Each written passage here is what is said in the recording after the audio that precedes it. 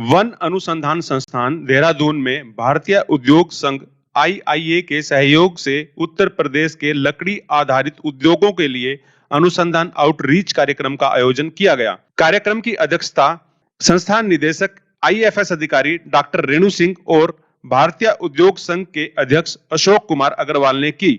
IIA के 7 सदस्यीय प्रतिनिधिमंडल ने कार्यक्रम में भाग लिया। इस कार्यक्रम में वुड टेक्नोलॉजी एसोसिएशन WTA के भी 10 सदस्यीय प्रतिनिधिमंडल ने श्री सुभाष जोली के नेतृत्व में भाग लिया। इसमें यमुनानगर प्लाईवुड निर्माता KS Rajiv Agarwal, ply insight पत्रिका के मुख्य संपादक सुरेश बाहेती, मीडिया FRI के विभिन्न डिवीजनों के प्रमुख वैज्ञानिकों और अधिकारियों ने भी विशेष तौर पर भाग लिया। कार्यक्रम में मुख्य रूप से लकड़ी उद्योगों और किसानों के सामने आने वाले मुद्दों और समस्याओं पर जोर दिया गया। चर्चा की गई कि FRI की अनुसंधान गतिविधियों और यहाँ के वैज्ञानिकों के शोध को किस तरह से लकड़ी आधारित उद्योगों को बढ़ावा देने में अपनी महत्वपूर्ण भूमिका अदा कर सकते हैं। कार्यक्रम का शुभारंभ करते हुए संस्थान निदेशक डॉक्टर रेणु सिंह ने कहा, लकड़ी आधारित उद्योग संचालक, लकड़ी उत्पादक किसान और FRI के वैज्ञानिक इस उद्योग के 3 महत्वपूर्ण स्तंभ हैं। तीनों को मिलकर काम करना होगा। इसके लिए उन्होंने एक रोड मैप विकसित करने पर भी जोर दिया ताकि मुद्दों की पहचान कर उनके हल की दिशा में उचित कदम उठाया जाए। और मैं भारतीय वन सेवा 1990 बैच की अधिकारी हूँ और मेरा ट्राइडल मध्य प्रदेश है। मैं यहाँ अभी जो है 1 माह पूर्व में मैंने यहाँ पर जो है निदेशक का कार्यभार संभाला है। उससे पहले मैं मध्य प्रदेश में कार्यरत थी और मध्य प्रदेश में जो हमारा स्टेट फॉरेस्ट डिपार्टमेंट है उसमें विभिन्न पदों पर और विभिन्न जगहों पर काम करते हुए मुझे वहाँ पर लकड़ी आधारित उद्योग के संबंध में काफ़ी जो है लोगों से इंटरेस्ट करने का मौका भी मिला, कृषकों से भी और साथ साथ जो हमारे उद्यमी थे और जो हमारे कुछ रिसर्च भी वहाँ पर हुए हैं लकड़ी आधारित उद्योग के संबंध में। विशेष रूप से जबलपुर और उसके आसपास का जो कैशमेंट एरिया है इस संबंध में, तो वहाँ पे जो है आपकी प्लाईवुड इंडस्ट्री भी है एकत्रित है, जो कि एक बहुत ही हर्ष का विषय है। जो आज की हमारी गैदरिंग है उसमें आप सभी ने जो है तीनों जो हमारे ये महत्वपूर्ण कड़ियाँ हैं उन्होंने अपनी अपनी चिंताएं बताई, वो क्या चाहते हैं, किस तरह से आगे बढ़ना चाहते हैं कृषि वानिकी के क्षेत्र में या काष्ठ आधारित उद्योग के क्षेत्र में, वो सभी ने अपने अपने इश्यूज बताए हैं। और उससे भी अच्छी बात है कि हमारे बीच में सोशल वर्कर भी हैं जो कि उनको ये भी चिंता है कि जो हमारे सोसाइटी के जो हमारे कृषक हैं या दूसरे जो छोटे किसान हैं वो एक कृषि आधारित जो है कुछ भी कार्य करके कैसे जो है अपने आप को आगे बढ़ा सकते हैं, कैसे अपनी उन्नति कर सकते हैं, उसकी भी जो है चिंतन करने वाले आज हमारे बीच में उपस्थित हैं। तो इस क्षेत्र में मैं एक जो है सजेशन और एक हम आगे रोड बताए हैं और इस विषय में हम जो है हमारी हेड एक्सटेंशन 5 से 10 जून के बीच में एक एग्रो फॉरेस्ट्री के संबंध में एक कार्यशाला का जो है यहाँ पर आयोजन किया जाएगा, जिसमें कि हम चाहते हैं कि इस क्षेत्र में काष्ठ आधारित उद्योग जो है उसमें कैसे हम जो है आगे बढ़ने के लिए एक रोड मैप तैयार करें। तो वो रोड मैप हम तैयार करने के लिए एक कार्यशाला जल्दी ही आयोजन करने जा रहे हैं, जिसमें कि आप सभी को जो है पृथक से जो है हमारे हेड एक्सटेंशन वो आमंत्रण भेजेंगी।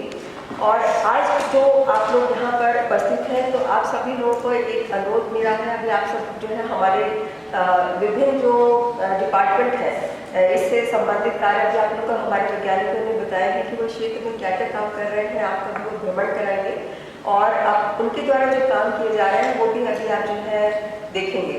मेरा जो है चूँकि आज यहाँ पर हमारे जो उद्योग है काष्ठ आधारित जो उद्योग है क्योंकि उसके जो है काफ़ी महत्वपूर्ण डिग्निटरीज हमारे बीच में यहाँ पर उपस्थित हैं, तो मैं एक जो है मेरा ये मानना है पहले से मैं देखती चली आ रही हूँ क्योंकि काफ़ी सारी चीज़ें इसमें हम क्यों इस क्षेत्र में आगे नहीं बढ़ पाते हैं, क्योंकि जैसे कि फॉरेस्ट्री का हम काष्ठ आधारित उद्योग की बात करें उसके साथ अगर हम कृषि क्षेत्र की जो है अगर हम बात करते हैं तो दोनों की चीज़ें काफ़ी कुछ सिमिलर है, लेकिन आप देखेंगे कृषि के क्षेत्र में हमारी जो है वो अनेक तरह की वैरायटी जो है वो बनी है और हम जो है एक अपने आप में ही जो है इस स्थिति में भारत आज है कि वो विदेशों को भी जो है वो अपना अनाज जो है वो बाहर भेजता है।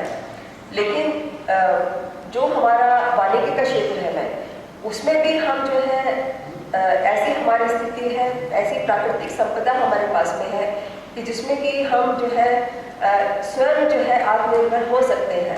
अपने विभिन्न जो हमारे चाहे उद्योग हो या दूसरी आवश्यकताएं हो हमारे कास्ट के संबंध में, उसमें हम आत्मनिर्भर हो सकते हैं। लेकिन अभी भी ऐसा स्थिति नहीं आई है कि जिसके के कारण जो है हम ये भारत हम कहें कि जो हमारा वानिकी से संबंधित जो भी हमारे उद्योग हैं उनके क्षेत्र में हम सेल्फ सफिशिएंट हों। और उसके बहुत सारे विभिन्न कारण हैं।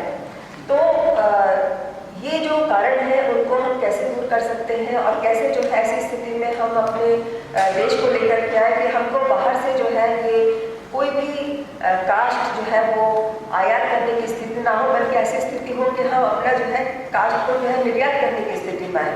ऐसी बहुत संभावनाएं हैं, लेकिन कुछ कारणों के कारण जो है हम इस क्षेत्र में पिछड़े हुए हैं।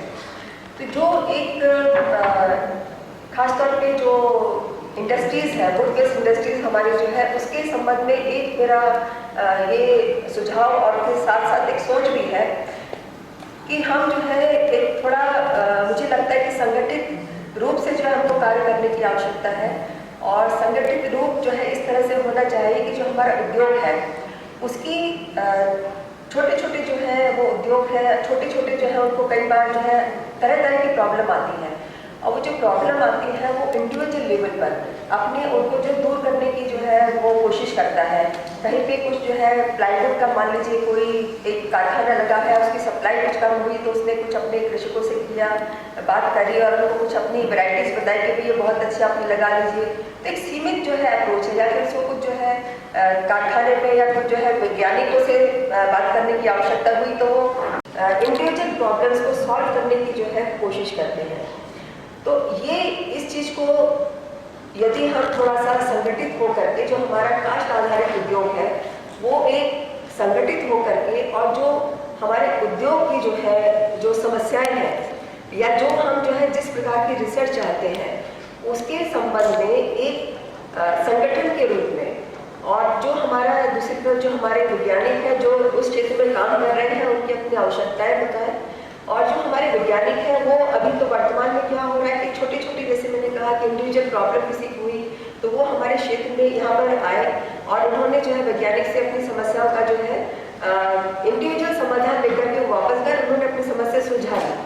लेकिन जब हम एक संगठन के रूप में जो है आप आते हैं, अपने इश्यूज रखते हैं, इश्यूज वो जो है उस समय के तात्कालिक इश्यूज नहीं होंगे, वो जो है आपकी एक सोच को जो है उसको बताएंगे। जैसे कि कार्यक्रम में आईआईए के अध्यक्ष अशोक कुमार अग्रवाल ने इस बात की सराहना की कि एफआरआई के शोध कार्य उद्योगों और किसानों दोनों के लिए मददगार साबित हो रहे हैं। वह एफआरआई की मदद से भारतीय उद्योग संघ के तत्वाधान में एक सहायता केंद्र शुरू करना चाहते हैं जो ज्ञान का प्रसार कर सके और उद्योगों और किसानों के विभिन्न मुद्दों का समाधान कर सके। बहुत शानदार एक परिचर्चा हुई है और निश्चित रूप से ये एक माइलस्टोन का काम करेगी, क्योंकि जिस तरह से ये संस्था काम कर रही है इसकी देखना कि क्या किसानों को मिलना चाहिए वो नहीं पहुंच पा रही है। सारी चीज़ यहाँ पर ही रिसर्च हो रही है और बड़ी कंपनियाँ लेके चली जाती हैं।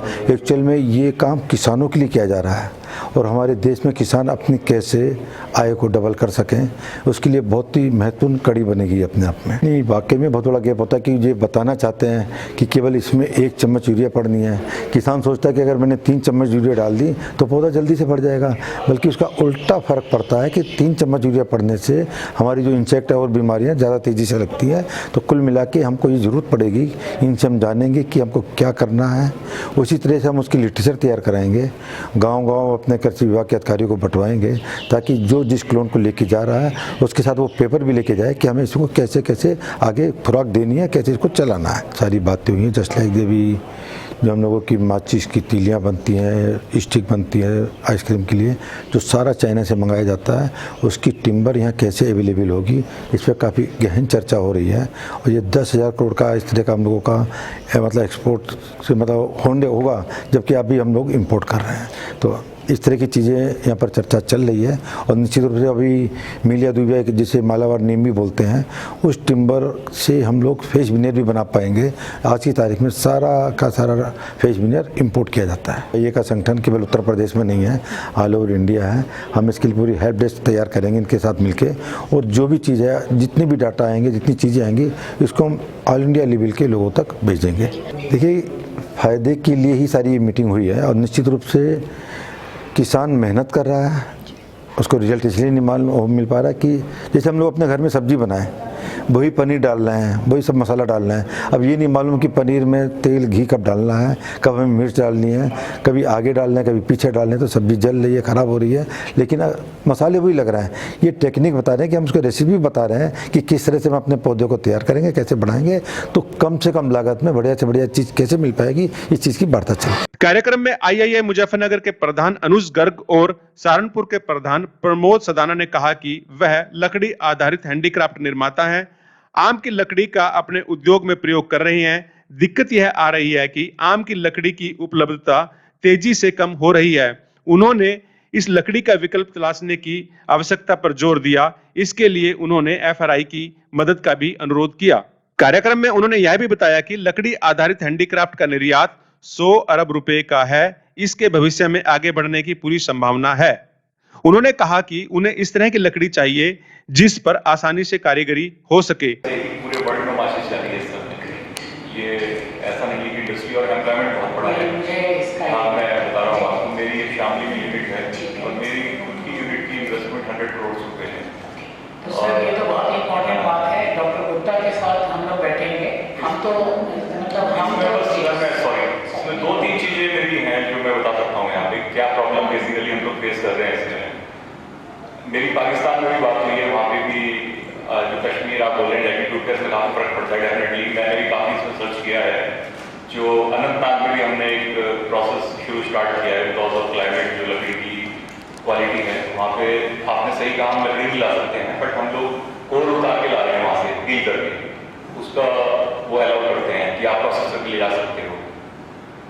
तो वहाँ पे जो पाकिस्तान में जो है, वहाँ पे जो पंजाब में लकड़ी है, वो उसकी क्वालिटी से स्पेक्स वही मैच कर रहे हैं जो कि हिल्स एरिया की लकड़ी है। इसमें 2-3 चीज़ें आ रही हैं। जो भी प्रोडक्ट बनता है इसके अंदर में वो बैंड हो जाता है, कोई प्रोडक्ट सीधा नहीं बनता है इसके अंदर। दूसरा, इसके अंदर जो प्रॉब्लम है, इसके अंदर स्मूथनेस नहीं होती है, जो फिनिशिंग जो आती है इम्पोर्टेड लकड़ी में या कश्मीर की लकड़ी में। और तीसरा, इसके अंदर जो प्रॉब्लम है, इसके अंदर वॉल्यूम नहीं मिलता है। वॉल्यूम अगर 1 किलो में हम लोग अगर बात करें आइसक्रीम स्टिक्स की, अगर 1 किलो में पाकिस्तान की लकड़ी में या कश्मीर की लकड़ी में हमारे को 1000 पीस मिल रहे हैं या माचिस की तिल्ली के, तो ये जो हमारे यहाँ का पंजाब का या यूपी का, पूरे यूपी में कहीं का भी पॉपुलर है, इसमें हमें 30% रिकवरी कम मिल रही है, 700 पीस मिलते हैं। तो ये सब चीज़ों को करते हुए हम लोग जो बेल्जियम से पॉपुलर इम्पोर्ट कर रहे हैं, मुंद्रा पोर्ट से हमारे यहाँ दिल्ली तक का फ्रेट देने के बाद भी वो सस्ता पड़ जाता है, क्योंकि 30% वॉल्यूम एक्स्ट्रा है, बैंक टेंडेंसी नहीं है। इस तरह की चीज़ें जब हमारा नेबर कंट्री पाकिस्तान सुधार कर सकता है, तो शायद हम लोगों को करनी चाहिए, क्योंकि इंडिया तो अपने आप में बहुत बड़ा मार्केट है और इंडिया से एक्सपोर्ट की संभावनाएं बहुत ज़्यादा है। संस्थान के निदेशक ने इस मौके पर उद्योगपतियों को यह आश्वासन दिया कि वह उनके उद्योग के अनुकूल लकड़ी की तलाश में संस्थान पूरी मदद करेगा। कार्यक्रम में सुभाष जोली ने उद्योगों को एफआरआई में होने वाली रिसर्च को अपनाने पर जोर दिया। उन्होंने कहा कि लकड़ी की नियमित आपूर्ति होती रहे, इसके लिए अब उचित कदम उठाने का वक्त आ गया है। नमस्कार, मैं सुभाष जोली, WTO प्रेसिडेंट। 1974 में एफआरआई की सीडब्ल्यू ब्रांच में स्टूडेंट रहा हूँ और अभी ICFRI सोसाइटी के मेंबर हूँ और साथ में प्रिटी मोहाली की स्टीयरिंग बॉडी मेंबर है और PIS की CD कमेटी में मेंबर है और 63 ईयर्स की एसोसिएशन है FIPPI, उसकी मैनेजर कमेटी में मेंबर हूँ और राइट यूनिवर्सिटी का लाइफ मेंबर है। पिछले 50 साल से प्राइवेट इंडस्ट्री में हूँ और CEO और वाइस प्रेसिडेंट का काम करता रहा हूँ। हमारा एकमात्र उद्देश्य है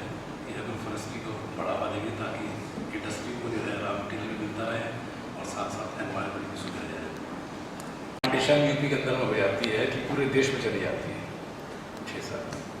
ऐसा नहीं कि धरती बड़ी हो गई थी और 7वें साल जो है वो प्लांटेशन इतने रेट डाउन चले जाते हैं, इतनी ज़्यादा हो जाती है। ये इसका सबूत है कि इतनी ज़्यादा हो गई है कि उसकी इतनी बेकदरी हो रही है कि वो मिट्टी के हो जा रही है 250-300। यहाँ किसान मार खा जाता है, किसान मार खाने के बाद में फिर इंडस्ट्री मार खाती है, 1400 रुपये कुंटल हो जाती है। ये 6 गुना कीमत बढ़ जाती है। गवर्नमेंट सिर्फ कलेक्शन करने के लिए है क्या? ये रिकमेंडेशन सब है। आप एक चौराहे पर जब आदमी जाता है, उस ट्रैफिक को कंट्रोल करने के लिए आपने लाल बत्ती और पुलिस का डंडा लगा रखा है। किसी का जेब कतरे का जेब कटता है तो उसको आप 6 महीने की सजा देते हैं। पूरे किसानों का जेब कट जाता है या पूरी इंडस्ट्री गर्दन कट जाती है, तो सरकार को इस बारे में सोचने पर वही नहीं। आप लोगों के सामने कितनी बार सोल्यूशन रखा है, पिछले 6 साल से रख रहा हूँ मैं, FRI के अंदर में रख रहा हूँ, और आप लोग आगे रिकमेंडेशन नहीं करते मैडम। बड़े अफसोस के साथ कहना पड़ता है। उसका सोल्यूशन ये है कि एक ऐप बनाया जाए कि आज इतनी टिम्बर चाहिए, हर अपनी रिक्वायरमेंट एक ऐप में दे देगा कि मुझे आज 2 गाड़ी चाहिए, उतना ही टिम्बर आएगा, ज़्यादा आएगा नहीं तो उसका रेट फिक्स रहेगा। ये तो कर सकते हैं, तो एक ही आदमी कर सकता है। नियत तो होनी चाहिए काम करने की। इतना सा छोटा सोल्यूशन है। फिर किसानों को खड़ा करने के लिए आप सबको जो है लोन देते हैं, तो किसान की फसल ज़्यादा हो जाती है या कम हो जाती है, जो भी है उसको मार्केट में बहुत ज़्यादा ना जाए, वो अपनी प्लांटेशन को रोक ले। 1 हफ्ता, 1 महीना, 2 महीना, ये गेहूँ नहीं है कि उसको काटना बहुत ज़रूरी है, ख़राब हो जाएगा। उसको 1 महीना रोक ले, 2 महीना रोक ले, 6 महीना रोक ले, उसको बैंक उसको लोन दे देवे, जब उसकी फसल कट जाए उसको पैसा दे देवे। इतना सोल्यूशन दे दीजिए, इसको मान लीजिए। ना तो आप अच्छा सोल्यूशन देंगे, ना आप मानेंगे, ना आप सोचना चाहते हैं। बड़े कटु शब्दों में है। कार्यक्रम में FRI वैज्ञानिक डॉक्टर अशोक कुमार अग्रवाल, डॉक्टर अजय ठाकुर और डॉक्टर दिनेश कुमार ने आए हुए प्रतिनिधियों को मेलिया, कोलंबिया और पॉपुलर की नई किस्में दिखाई। दोपहर के सत्र में प्रतिनिधियों को वन उत्पाद प्रभाग और प्रायोगिक क्षेत्रों में लकड़ी के संरक्षण और समग्र उत्पादन सुविधाओं और FRI के अनुवांशिकी और वृक्ष सुधार कार्यक्रम की जानकारी दी गई। भारतीय उद्योग संघ के अध्यक्ष अशोक अग्रवाल ने वादा किया कि उनका संगठन FRI के साथ उद्योगों, व्यापारियों और किसानों तक उनके शोध का विस्तार करने के लिए हर संभव सहयोग करेगा। इस शोध आउटरीच कार्यक्रम के लिए उन्होंने संस्थान निदेशक डॉक्टर रेणु सिंह का भी धन्यवाद किया।